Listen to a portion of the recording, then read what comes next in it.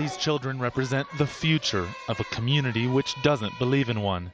They are some of the youngest residents of New Jerusalem, Mexico. It's a doomsday society which believes the world's end is near and only they will gain passage into the world to come.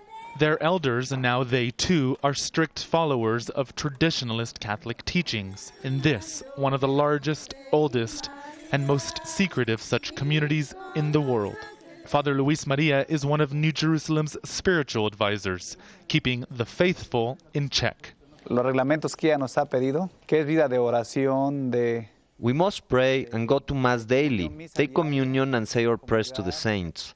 We must lead a poor life and reject anything which could put our spiritual life at risk. So no television, no vices, no alcohol, and no fashion. New Jerusalem was founded back in 1973. That's when a local woman claimed she had a vision of the Virgin Mary, telling her to reject changes in Vatican doctrine.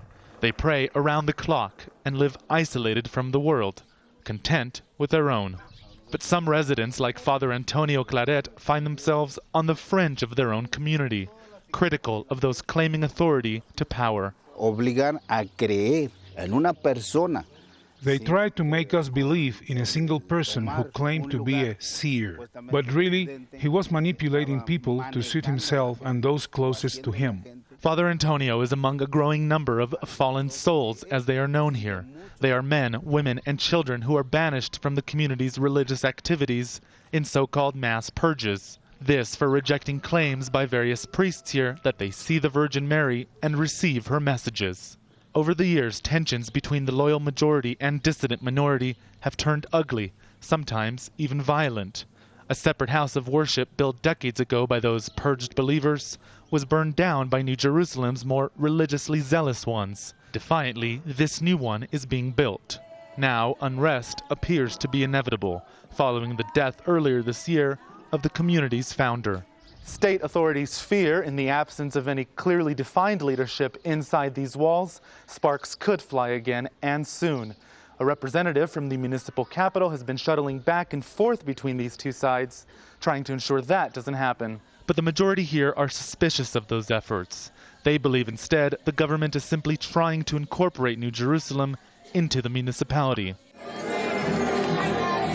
Back in the center, the day's biggest procession is well underway at the holiest of their sites. All eyes and hearts and minds now focused on prayer and the Virgin. She's performed many personal miracles for me, and thanks to her, this village has grown and developed tremendously since I arrived here. But the community's numbers are dropping, from 8,000 a decade ago to less than half of that now. An increase in these purges, coupled with a discouragement from having children, an aging population, and a male workforce that must go elsewhere to earn, means the end for this community might come on more naturally, rather than by the apocalypse in which they believe. Roee, Ruttenberg, Al Jazeera, New Jerusalem, Mexico.